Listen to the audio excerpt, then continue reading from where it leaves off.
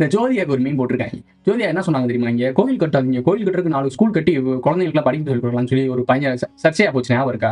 இப்போ 5000 கோடி செலவு பண்ணி ஒருத்தன் கல்யாணம் பண்றான். அந்த கல்யாணத்துக்கு சீஃப் கெஸ்டா போய் உட்காருங்க, பட்டு சொல்லலாம் கட்டிட்டு அப்படியே மினிக்கிட்டு போய் உட்காருங்க. சரி இப்படியே உட்காருங்கல்ல, போய் அம்மாட்ட சொல்ல வேண்டியதானே? 5000 கோடி செலவு பண்ணி எதுக்குங்க இவ்வளவு பெரிய கல்யாணம் பண்றீங்க? சும்மா 500 ரூபாயில கோயில்ல தாலி கட்டிட்டு இந்த 5000 கோடி மக்களுக்கு செலவு பண்ண வேண்டியதானே? குழந்தைகளுக்கு பள்ளிக்கூடம் கட்ட வேண்டியதானே? இன்டர்நேஷனல் ஸ்கூல் கட்டி தர வேண்டியதானே? அப்படி கேட்க வேண்டியதானே? ஏன் அங்க மட்டும் கேட்க மாட்டேங்கிறீங்க? அதான் பாலிடிக்ஸ்ன்றது. இந்த சினிமாக்காரங்க பண்றதா பாலிடிக்ஸ் ஏன் உங்களுக்கு புரிய மாட்டேங்குது? ஆனா அவங்களுக்கு ஆதாயம் இருக்கு அப்படின்னா அப்படியே பொலிட்டிக்கல் டிராமா அப்படியே அந்தர்பெட்டி அடிப்பாங்க. என்ன சொல்லுச்சு இந்த ஜோதி அக்கா? ஒரு கோயில் கட்டுறதுக்கு பதில் ஒரு ஸ்கூல் கட்டி படிக்க வைக்கலாம்னு சொல்லி சொன்னாங்க. சரி ஓகே ஏத்துக்கிறேன், நல்ல விஷயம் தான்ப்பா. அம்பானி 5000 கோடி செலவு பண்ணி கல்யாணம் பண்றாருல, அந்த கல்யாணத்துக்கு என்ன இதுக்கு நீங்க போய் சீஃப் கெஸ்டா உட்காருங்க? அங்க போய் சொல்ல வேண்டியதானே? 5000 கோடி கல்யாணம் பண்றீங்க, போய் அதை மக்களுக்கும் குழந்தைகளுக்கும் இன்டர்நேஷனல் ஸ்கூல் கட்டி கொடுங்கன்னு சொல்ல வேண்டியதானே? சொல்ல முடியாது. சொன்னா அவ்வளவுதான், அவங்க இண்டஸ்ட்ரியோட இந்தியா விட்டு அவங்க துரத்தி விட்டுருவாங்க. சோ யாருக்கிட்ட சொன்னா கேட்பாங்க, எவன் காதுல செய்ய முடியுமோ அவங்க காதுல செய்யறது, பெரியவன் சொன்னா அப்படியே கை கட்டி நின்னுக்கிறது. இதை கேட்க ஆள்